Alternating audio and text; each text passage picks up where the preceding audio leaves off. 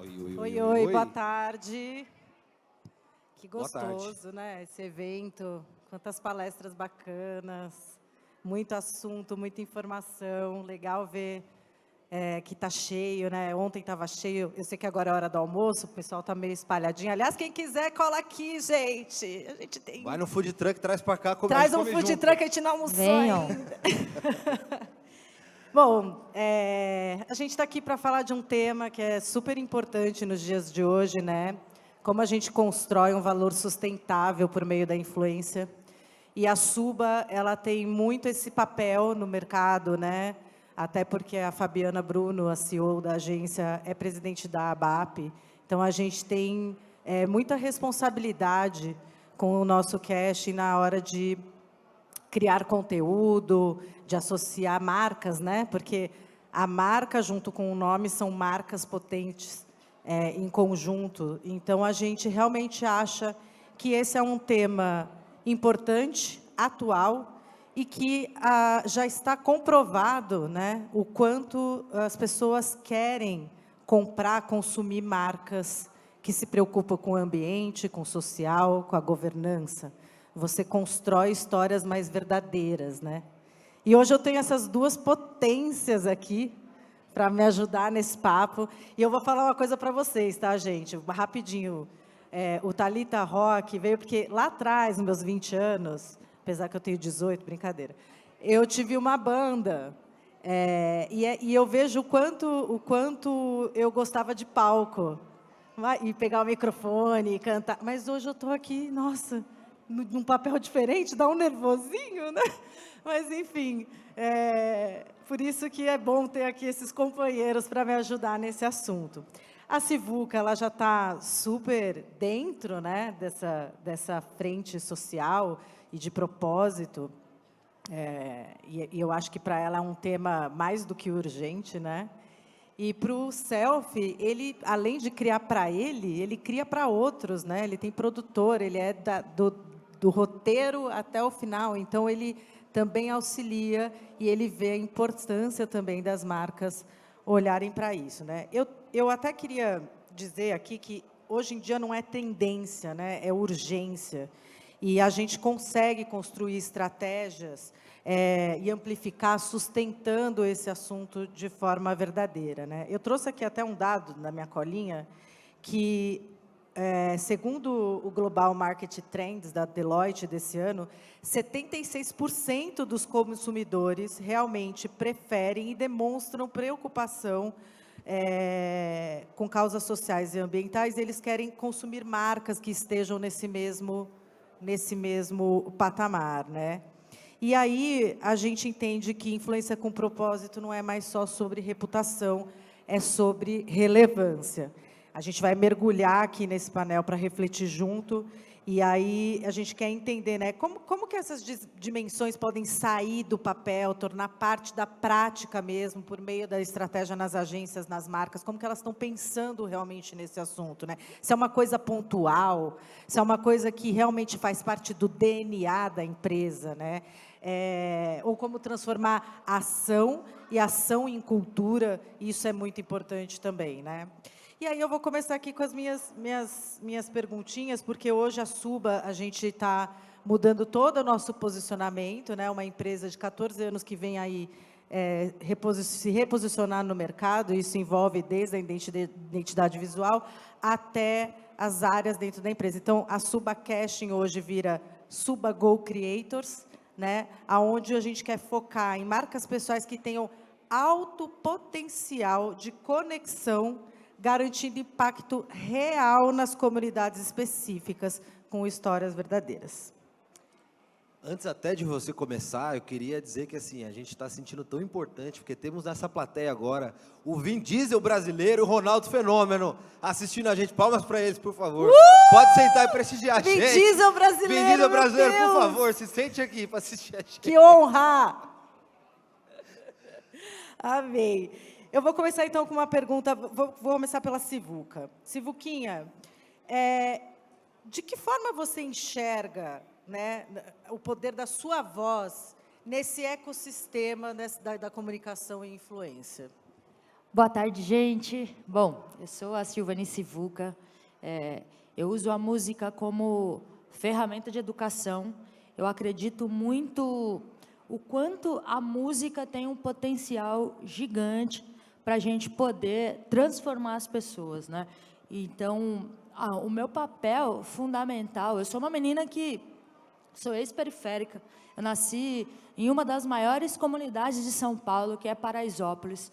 E foi a música que me fez poder sair de lá, ver possibilidades, poder alcançar sonhos, porque para a gente que nasce numa comunidade é sempre tudo mais complicado, né?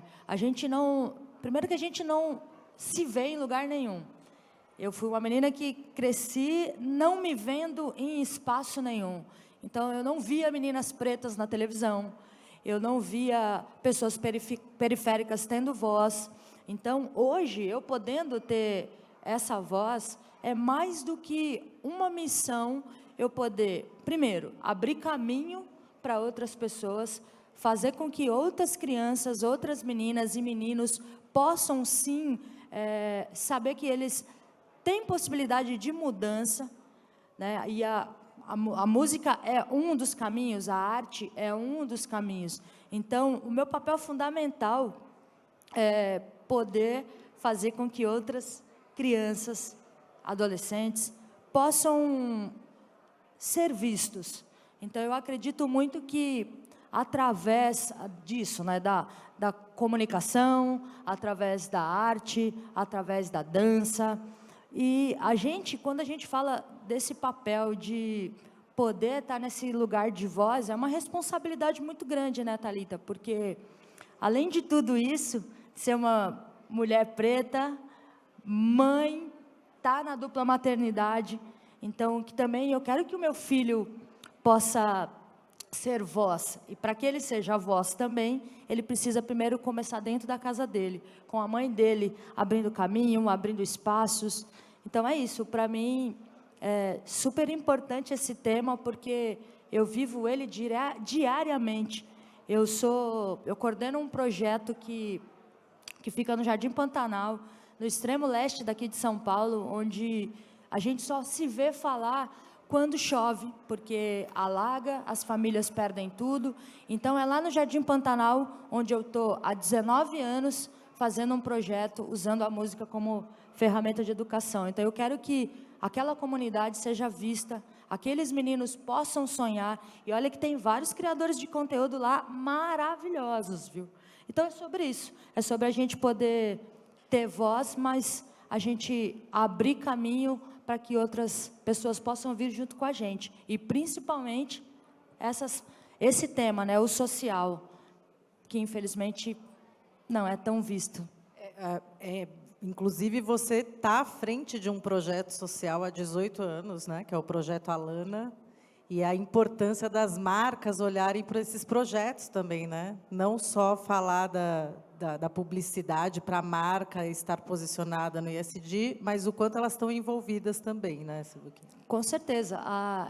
É muito difícil, quando a gente fala de projeto social, é muito difícil você conseguir trazer marcas para que apoiem esses projetos, né? Eu acredito que as marcas poderiam estar muito mais dentro desses projetos. Por exemplo, eu estou há 18 anos com o meu projeto lá no Jardim Pantanal, e assim, desses 18, imagina, 18 anos é muita coisa, gente. Em 18 anos, a gente teve 4 apoiadores nesses 18 anos. Tudo bem que uma coisa, outra coisa. O Instituto... E é um trabalho lindo, né? Conta um pouquinho do que vocês fazem lá. Eu estou no Instituto Alana, que é uma instituição não governamental. A gente luta por um mundo mais plural, mais justo, mais igualitário e, principalmente, que as crianças tenham uma infância plena. E o meu projeto é um dos projetos do Instituto Alana. Lá eu tenho a Banda Alana, que é uma banda formada por crianças e jovens da periferia. A gente tem também uma escola, que é dos 4 aos 6 anos, a musicalização infantil, dos 6 aos 12, ele já entra para aula de música, para aula de percussão, aula de canto coral, aula de violão, e aqueles que se destacam, a gente coloca na banda.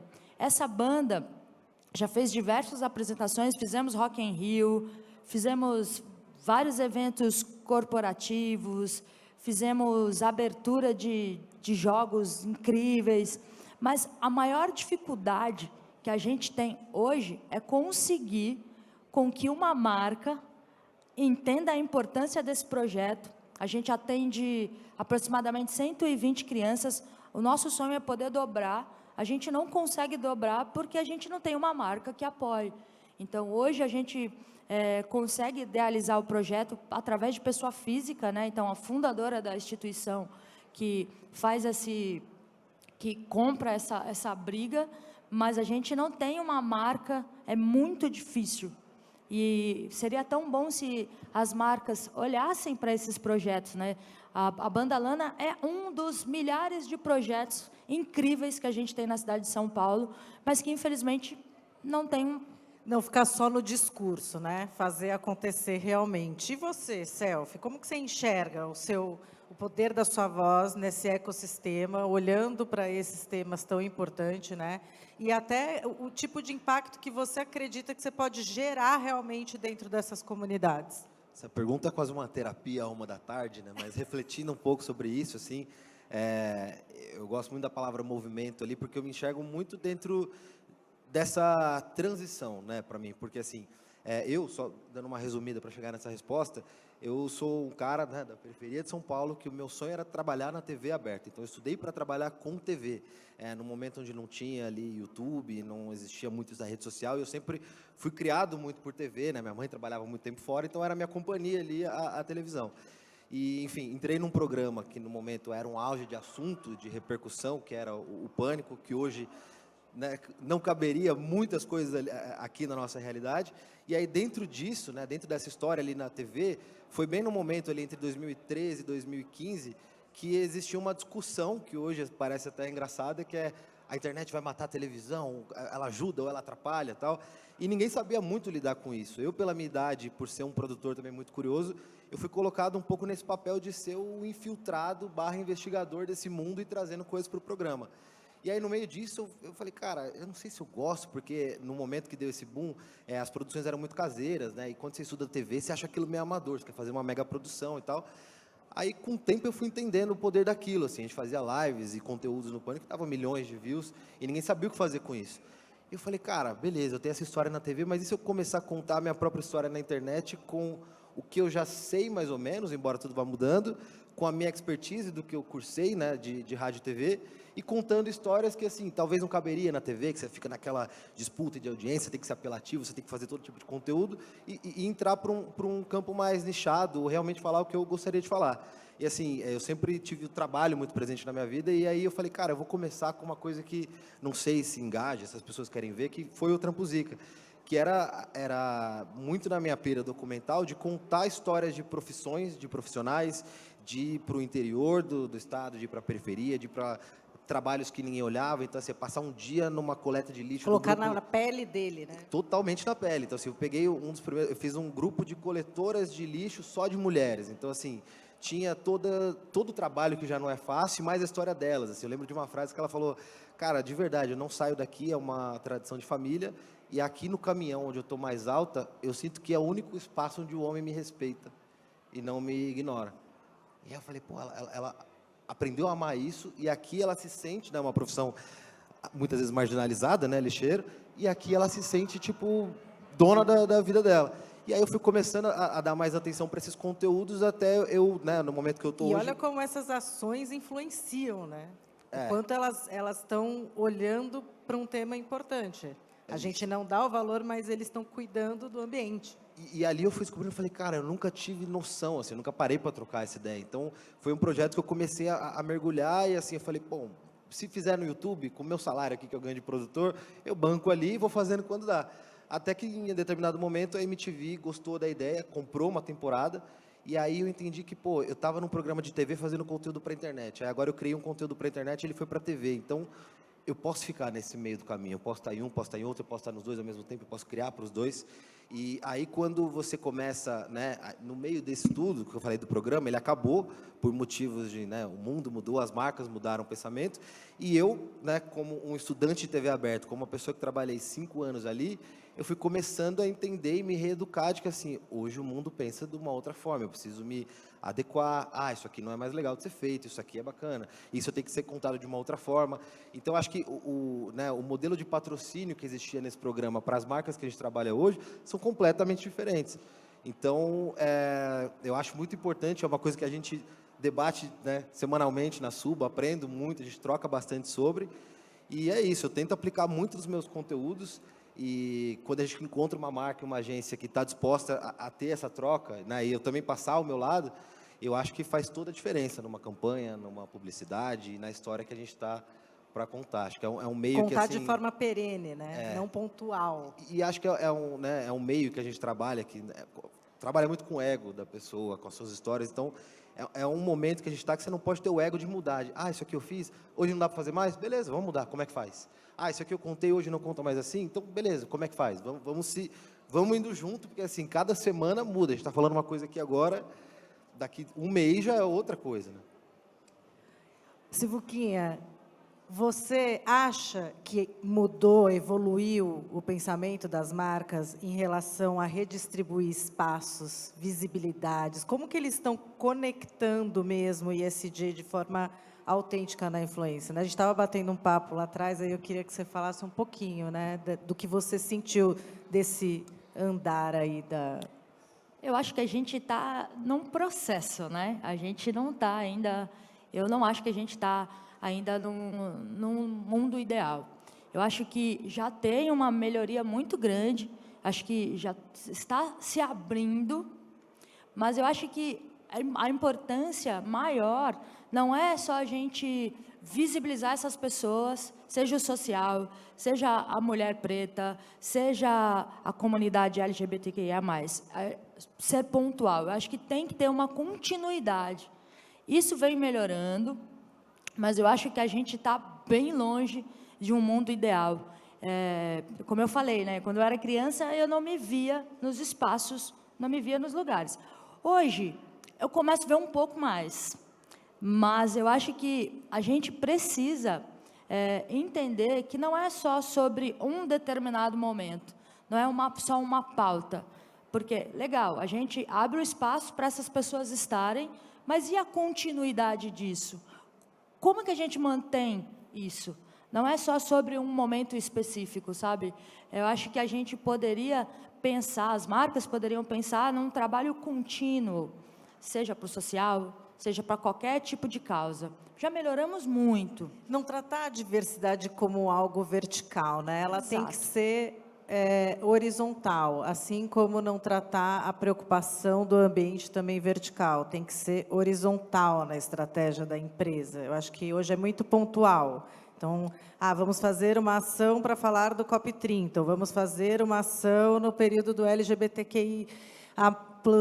Então, eu vejo muito verticalizado, quando a publicidade deveria horizontalizar, né? Até porque, Thalita, eu acho que a gente tem... né, olha tudo o que está acontecendo no mundo nos últimos dias, nas últimas semanas, né? Eu sou uma pessoa que eu luto muito pela infância, né? Pela infância plena, para que criança seja criança de verdade, que a criança possa brincar. E se a gente não tem essa preocupação a longo prazo, segue acontecendo o que está acontecendo nos dias de hoje, né? Nosso tema, essa última semana, a gente passou por uma revolução muito grande, e que bom que isso aconteceu, porque é sobre a gente poder cuidar das nossas crianças e cuidar dessa visibilidade, dessas oportunidades, com cuidado, olhando a fundo o que de fato a gente quer passar para as pessoas, né? Aqui a gente está falando do tema do FELCA, né? Exatamente. E realmente foi um posicionamento importante, não sei se vocês sabem, de 2 dias para cá, cresceu quase 120% o número de denúncias de abuso, né? Então, ele realmente trouxe aí à tona. E é um assunto que eu estava vendo até a Erika Hilton ontem falando, que é um assunto que a gente traz há tanto tempo, né?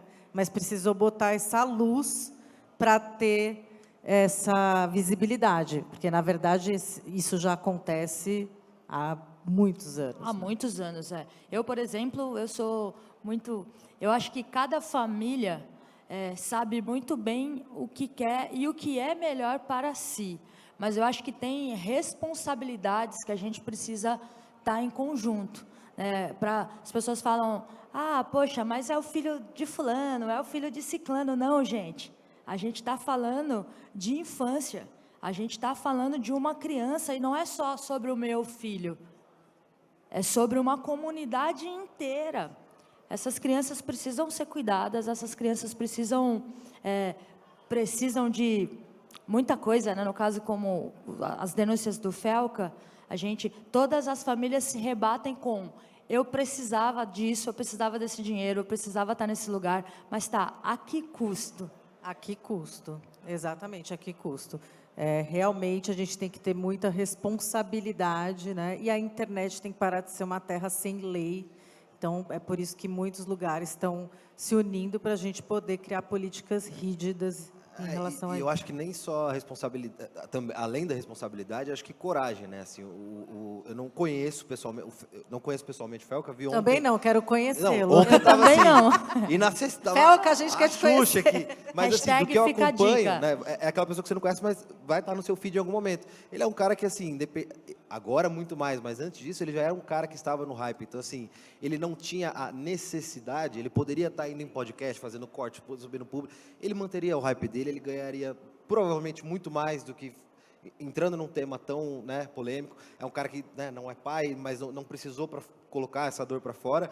Então, acho que as pessoas estão entendendo, não só o caso Felca, mas olha uns 3, 4, 5 meses para trás, entendendo um pouco, tem um volume tem tanto influenciador com 20, 30, 40, 50, o que essa galera tá falando? Né? Teve um momento, beleza, vamos engajar na dancinha, vamos fazer, vamos comprar e tal, mas eu acho que a gente está num movimento agora que as pessoas estão entendendo isso de que mensagem essa pessoa me fala. Beleza, ela me diverte, mas e aí? E depois disso?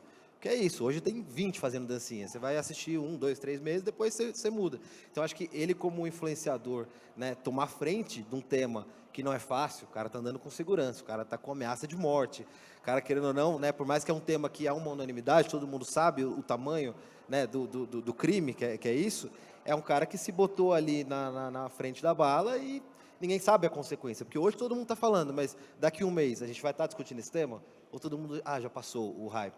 Ele vai estar lá sofrendo as consequências. Então, acho que é muito interessante as marcas também olharem, porque é isso, eu sei que tem muita marca que concorda com o posicionamento dele, mas a gente sabe que no dia a dia de agência tem marca que, assim, eu concordo, mas é um tema tão polêmico que eu não quero entrar nisso.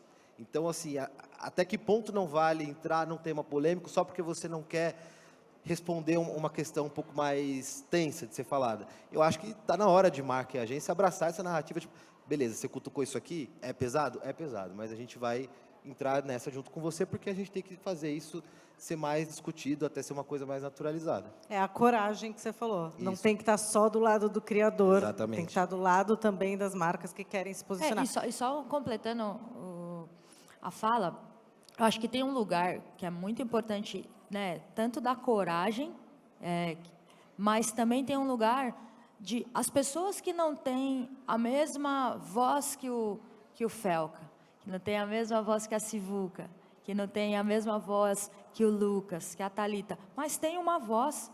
Você precisa, eu sempre uso assim, ninguém tem que nada. As pessoas poderiam, mas nesse caso é uma briga de todos nós, né? Todos nós precisamos. E, na verdade, não era nem responsabilidade dele, né? Exato. Ele nem tem Mas filho. quando o criador bota uma luz em assuntos assim, é quando realmente a gente começa a entender e ser ouvido no governo, né? Mas no todo, nas leis e tudo. É sobre isso, né, Tá? Eu acho que o criador de conteúdo, ele não pode só pensar nele. Ele não pode só pensar naquela galera dele. Ele tem que pensar num todo. Para mim, o verdadeiro criador de conteúdo, ele não olha só o micro, ele olha o macro. O que eu posso, com a minha voz, o que eu posso mudar?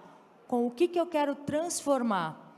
né? Poxa, todo mundo precisa de dinheiro, todo mundo tem os seus sonhos, tem os seus objetivos, mas antes disso, tem muita coisa antes disso. Tem a dignidade, tem o cuidado, né, a gente precisa, a gente que tem esse poder de fala, muito. Eu venho falando sobre essa questão de infância desde sempre.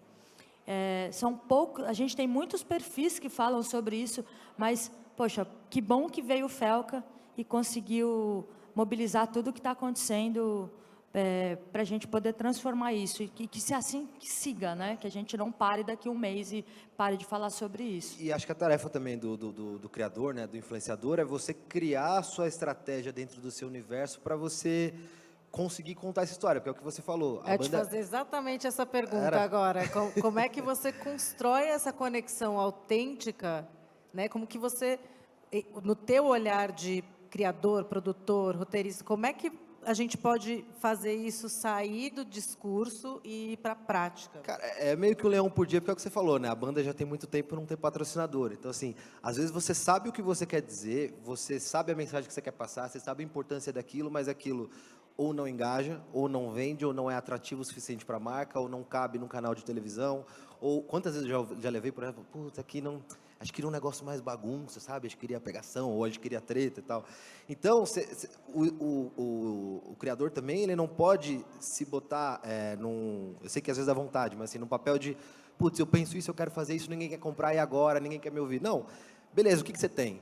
Coloca aquilo e você mistura com o que você quer dizer. Então, eu, por exemplo, hoje eu tenho mais de 30 episódios do Trampo Zica, né? Tirando a temporada da MTV, todos eu banquei do bolso. Então, assim, eu não vendi esse projeto, porque, beleza, para a marca, por que eu quero contar a história do seu Zé, que é coletor? Não, não quero. Eu quero você falando da Fazenda, falando do Big Brother, falando disso. Falei, beleza, então eu vou fazer o seguinte, meu valor é para falar disso aqui, que eu sei que engaja, que eu também gosto, me divirta tanto, e aí eu fazia uma estratégia de, beleza, eu vou mesclar esse conteúdo com esse. Então, acho que a estratégia no dia a dia é você não deixar de fazer o que você gosta e o que você quer passar de mensagem, porque senão acho que você como artista, como criador, você morre por dentro, se você ficar só fazendo o que pedem, mas é você pensar nessas estratégias de montar. Então, beleza, marca, você não quer esse projeto aqui, que eu acho que é uma mensagem legal, você quer esse outro? Beleza. Então, você faz um desenho que com isso você paga isso, mas você não deixa de fazer o outro.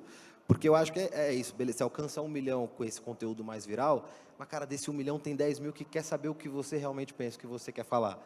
E aí eu acho que beleza, é esse conteúdo que vai ter menos engajamento, que vai ter menos visualização, essa publi que vai ser um pouco menos vista, mas vai ter uma galera ali que ela sabe, né, te reconhecer, ela fala, putz, esse cara pensa isso. Ele não é só o que eu vejo nesse monte de bagunça. Então, é um trabalho muito louco, né? Enquanto você tem que fazer um pouco do que querem, do que dá o dinheiro, e ao mesmo tempo você tem que administrar isso para financiar o que você realmente quer passar, até um momento que acho que essa balança se equilibra. Mas você, junto com a marca, consegue construir, co-criar e contar essa história de forma mais eficiente. Né? Eu acho que a gente está num momento assim, né? A gente já passou pela fase daquele briefing mais quadrado, que é isso, sentamos numa reunião aqui, o CEO decidiu isso, você vai fazer isso, que beleza, pode funcionar para um, pode não funcionar para outro, pode ter funcionado em algum momento. Então, acho que marcas e agências estão muito mais dispostas assim, a co-criar, porque ninguém melhor do que você para saber como o seu público entende o que você quer passar, o que ele consome. Então, tudo que a gente consegue criar ali a quatro mãos, eu acho que é sempre mais interessante, dá muito mais resultado. Pode, às vezes, não dar um grande número de cara, mas eu acho que é uma construção, assim. E a gente vem fazendo uma coisa na Suba que é muito interessante, que acho que tem o seu valor você fazer uma campanha legal, ou um post legal, pontual, bem feito, mas eu acho que é muito mais legal quando a marca fica ali por 2, 3 ou 4 anos, contando uma história com mais tempo. Então, acho que assim, às vezes o primeiro não pegou a pessoa, mas você acompanha a Sivuca, você me acompanha, fala, pô, ele está falando tanto dessa marca, ele posta tanto isso, deixa eu ver se é interessante. Por que ele fala? Se eu gosto dele nisso, se eu gosto dela nisso, se eu concordo com esse posicionamento, tem algum sentido isso daqui. Então, acho que, às vezes, você pensar não numa mega campanha, assim, aquela porrada de vez, mas pensar em você ter esse criador junto com você por mais tempo, contando uma história com mais etapas, você construindo, às vezes não é você dar aquele tiro logo de começo, é você apresenta o que é, depois você faz mais alguma coisa. Então, acho que eu curto mais esse momento que a gente está de poder contar ao longo do tempo uma história maior. E eu acho que é aí que as marcas podem aproveitar e trazer para a gente os projetos ESG deles. Porque vocês, como conteúdo, conseguem olhar para o que eles estão escrevendo internamente, estrategicamente, e dar os inputs para comunicar com as comunidades certas, da forma correta, inclusive fazendo cross, porque eu acho que é muito importante cada vez mais cada influenciador, creator, artista, se posicionar olhando para o social, para o ambiental, para a governança, né? Eu acho que quando você consegue entender o que eles estão fazendo, vocês conseguem contribuir mais, certo, Sivuquinha? Com certeza. É muito interessante isso que você falou, Lucas, poxa, às vezes a gente tem um assunto tão delicado para ser falado. Por exemplo, quando se fala de cultura popular brasileira, muita gente não sabe o que no Maranhão se produz, o que lá na Zona da Mata de Pernambuco, o que se faz, como esses artistas locais, esses brincantes vivem. Gente, tem pessoas... Tem 1000 Brasis dentro do Brasil. Só para vocês terem, compartilhando com vocês uma informação que eu soube há pouco tempo, fazendo um conteúdo sobre o Maranhão, gente, tem grandes mestres que estão passando fome lá. Imagina, olha que loucura, né? Vamos investir na cultura e não no tigrinho. Por favor. E coisa que você não imagina. Assim, eu conheci ano passado, fui pela primeira vez no Festival de Parintins. Primeiro que eu fiquei maluco, assim, de ver tudo aquilo. Era um universo que eu tinha visto um vídeo ou outro e tal, mas quando você entra ali na arena, você vê, você fala, meu Deus, tipo, é um negócio surreal.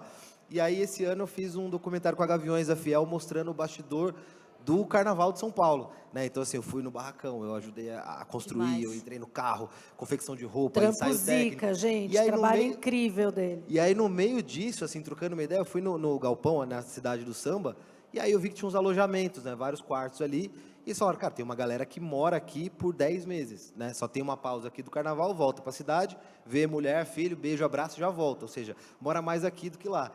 Toda essa galera, 90% de que faz o Carnaval de São Paulo acontecer, são os artesãos de Parintins. Então, assim, aqui a gente conhece o Carnaval de São Paulo, aqui a gente conhece o Carnaval do Rio de Janeiro, existe essa cultura lá que é muito rica, e esses caras fazem tão bem feito que todas as escolas trazem eles para cá para fazer. Ninguém faz ideia de que isso acontece. Eu falei, cara, os caras saem de lá, ganham, assim, não ganham o que deveriam pelo trabalho que fazem, moram aqui, abrem mão da vida lá, quando volta para lá é para fazer também o Carnaval, então, assim, o cara vive... Tem gente que vive há 50 anos nisso. E é muito louco, você vê na avenida, você não sabe que aquilo por trás é importado de uma cultura do norte que você nunca conheceu, entendeu? A cadeia produtiva é muito grande, né? Acho que não só no carnaval, mas é o ano inteiro, né?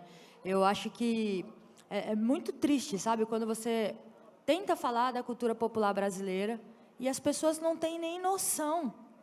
Mas aí entra o nosso papel como comunicador trazer isso. E não é nem só sobre... Eu não quero ser a pessoa que vai falar sobre a cultura local de um lugar. Eu vou ser a pessoa que vai transmitir e dar voz para essas pessoas. Vai ajudar na transformação. Gente, obrigada, Sivuquinha. Obrigada, Selfie. Obrigada a todos vocês. No fim do dia, ESG, por influência, não pode ser só discurso. No feed, ele tem que ser projeto de cultura, de conexão, de continuidade, de autenticidade. E aí eu deixo aqui a pergunta para vocês, que é, da sua marca, a sociedade vai lembrar como protagonista ou como figurante da transformação? Essa vocês levam para casa. Obrigada, gente. Palmas para...